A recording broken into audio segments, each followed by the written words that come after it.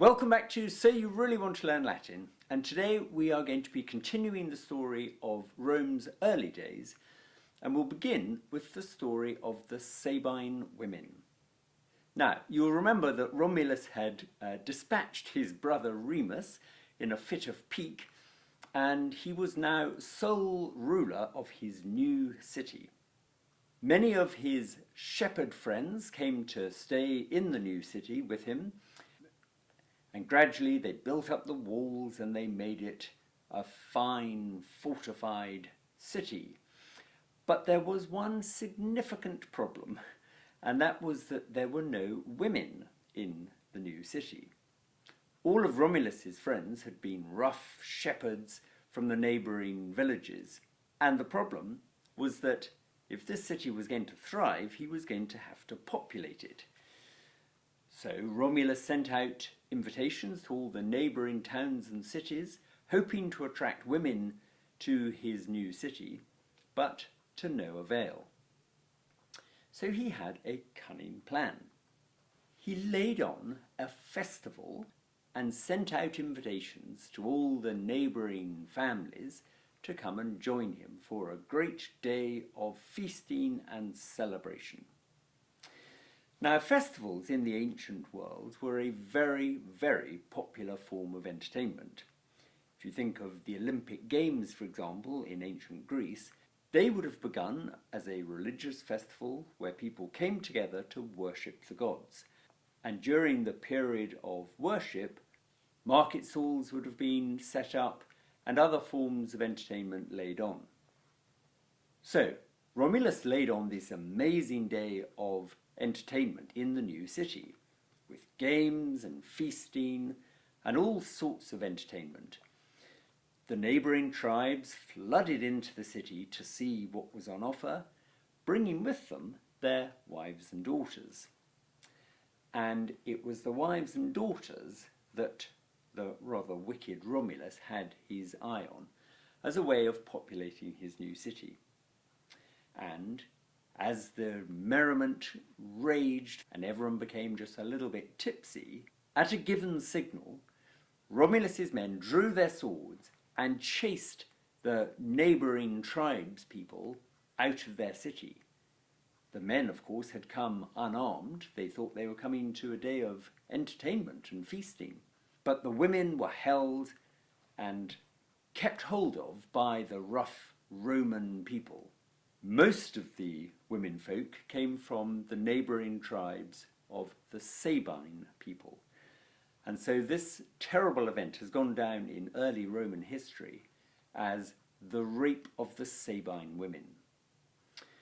Well, it was a ghastly stain on Rome's early history, but of course it had the desired result. Romulus's men and the Sabine women started families, and gradually the new city was populated. Well, as you can imagine, the Sabine people were not very happy by this terrible thing. And their king, Titus Tatius, was a deeply unhappy man.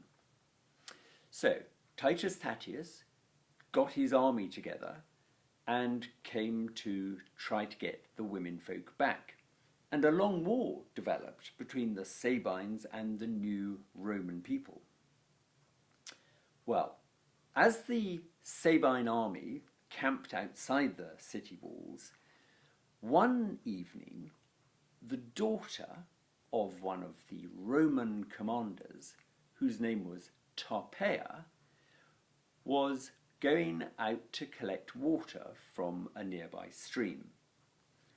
She came out past the Roman guards and out with her bucket to get water. On the way, she met some of the Sabine soldiers and noticed that they had rather impressive rings and bracelets around their arms. So Tarpeia, a rather vain young girl, was very attracted to these gold bracelets and rings that those Sabine men were wearing on their left arms. And so I regret to say she offered to betray her city in return for what the soldiers wore on their left arms. I will bring you into the city if you give me what you are wearing on your left arms, she said. So, sure enough, that night the Sabine soldiers approached the city walls under cover of dark, and there they met Tarpeia, who was going to let them in through the gates. Terrible, terrible treachery.